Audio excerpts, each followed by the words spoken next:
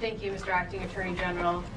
President Trump has made no secret of the fact that he wants to see his perceived political enemies prosecuted. So now that you're in this position, how are you going to balance that relentless pressure with this administration's promise to end the weaponization of this department?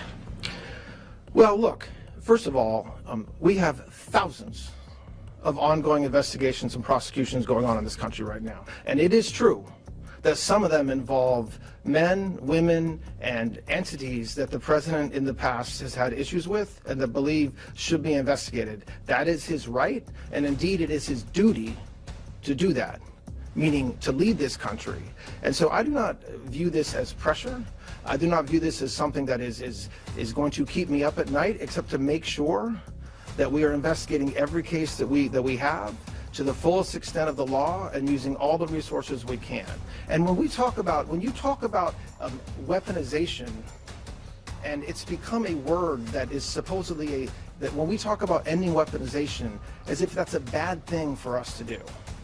Okay, people in this room for 4 years, some of you, same people, sat here with the last administration when you saw a weaponization of this department, the likes of which had never been seen in history.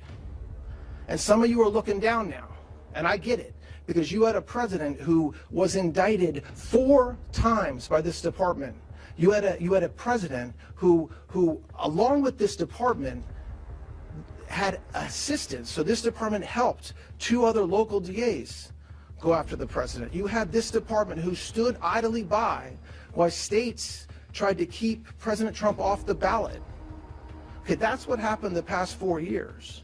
And so when I'm asked questions or when I see reporting about shock and awe at this supposed weaponization of this Department of Justice, it means nothing to me because it's completely false. What we're doing and what we've been doing for the past 14 months is changing this department.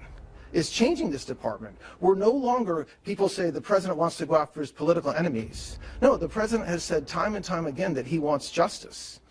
And if you look at what happened to him, his family, his administration, the agents that protected him, people that happened to just walk by him on a given day, they got subjected to massive investigations by this department. So I understand the question, and I understand the pretty constant role of the media that somehow this department is weaponizing itself, but it happens not to be true. We have tens of thousands of prosecutors all over this country putting bad guys in jail. Okay, that's something that wasn't happening like it should have been happening for the past 4 years. That's going to happen tomorrow, and it's going to happen in the coming days. Lieutenant Melanie lost her job, though, because she was not successful in that pursuit? You read the same exact communication from the president that I did.